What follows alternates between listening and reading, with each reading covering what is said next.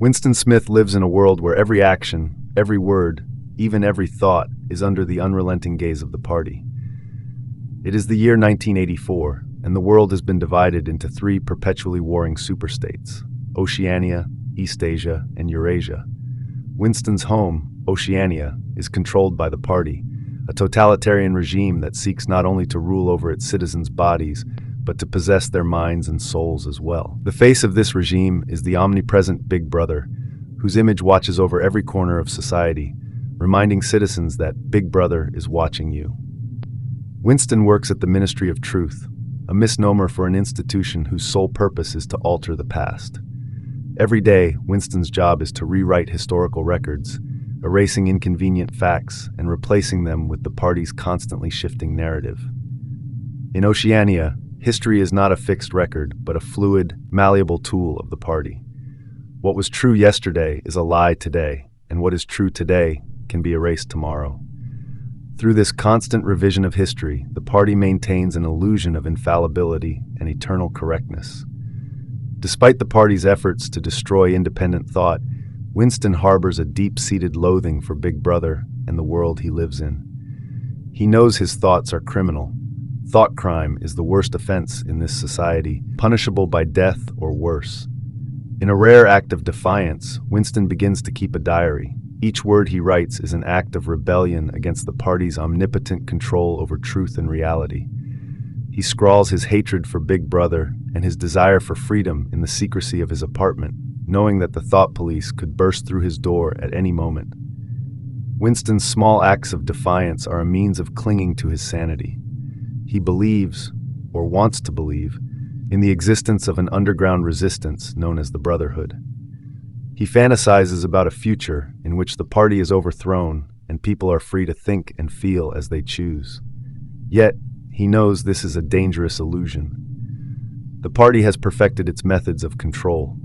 Through doublethink, the practice of holding two contradictory beliefs at once, it has trained its citizens to accept its lies without question. Words are stripped of their meanings, and reality is rewritten at the party's whim. As Winston navigates this oppressive world, he becomes increasingly paranoid and isolated. He suspects everyone around him, particularly a dark-haired woman named Julia. He believes she might be an informant for the thought police, sent to trap him into revealing his rebellious thoughts. However, Julia surprises him. She slips him a note that reads, "I love you." This simple declaration turns Winston's world upside down.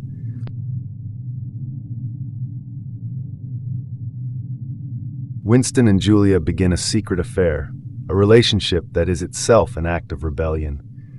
The party does not tolerate sexual or emotional connections between individuals, as such bonds could create loyalties that rival allegiance to Big Brother.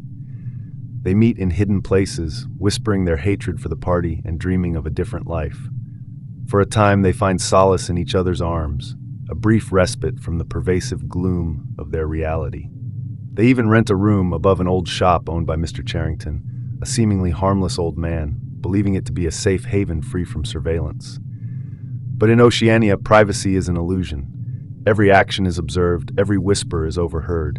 Winston and Julia's love affair is doomed from the start. Their sanctuary is not safe. It is, in fact, a trap set by the thought police. One day, as they lie together, the walls betray them. Behind a hidden telescreen, a voice commands them to remain still. The thought police storm in, dragging Winston and Julia into the bowels of the Ministry of Love. The Ministry of Love is not a place of affection or care. It is a fortress of pain where dissenters are broken, mind and body, until they are hollow shells of their former selves. Winston is separated from Julia and thrown into a cell where the true horror of the party's power begins to unfold. He is starved, beaten, and interrogated, subjected to a relentless barrage of physical and psychological torture. The goal is not merely to extract a confession, but to annihilate any trace of resistance in his soul. O'Brien, a high-ranking member of the inner party whom Winston had naively believed to be a fellow rebel, becomes his chief tormentor. O'Brien explains the party's philosophy with chilling clarity. The party seeks power for its own sake. It does not care about the well-being of its citizens or any ideology beyond the perpetuation of its own dominance. Reality exists only in the mind, and the party controls that mind. If the party says 2 plus 2 equals 5, then it is so. The past, the present, the future, everything is what the party declares it to be. Winston resists for as long as he can. He clings to the belief that there is something objective, something real that exists beyond the party's lies. But the torture intensifies. O'Brien subjects him to excruciating pain, forcing him to accept the party's version of reality. Yet the worst is yet to come. O'Brien tells Winston that the final test of his loyalty to the party will take place in room 101, where each prisoner faces their worst fear. For Winston, that fear is rats. In room 101, he is strapped to a chair, and a cage filled with ravenous rats is placed before him. The cage is designed to fit over his head, allowing the rats to gnaw through to his face. As the cage door inches open, Winston's last vestiges of rebellion crumble. In his terror, he betrays Julia, screaming for O'Brien to do it to her instead. In this moment, Winston loses the only thing that kept him human, his love and loyalty to another person. When Winston is finally released, he is a broken man. The party has not just defeated him, it has obliterated his identity and his capacity for independent thought. He returns to society, but he is no longer the Winston who once dared to dream of rebellion. He becomes a fixture at the Chestnut Tree Cafe, where he drinks Victory Gin and watches the telescreens, his mind a blank slate ready to absorb whatever lies the party disseminates. In the final, crushing irony, Winston encounters Julia again. They are strangers to each other now, both hollowed out by their betrayals. The love they once shared is dead, a casualty of the party's ruthless machinery. As Winston sits alone, a broadcast announces a great victory for Oceania, and he feels a surge of emotion. It is not anger or defiance, but love for Big Brother. The party has achieved the ultimate victory. It has made Winston not just obedient, but sincerely devoted. In his last conscious thought, Winston realizes he has been brainwashed. He has come to love the very thing he once loathed. In the end, he embraces the party's final insidious truth. He loved Big Brother.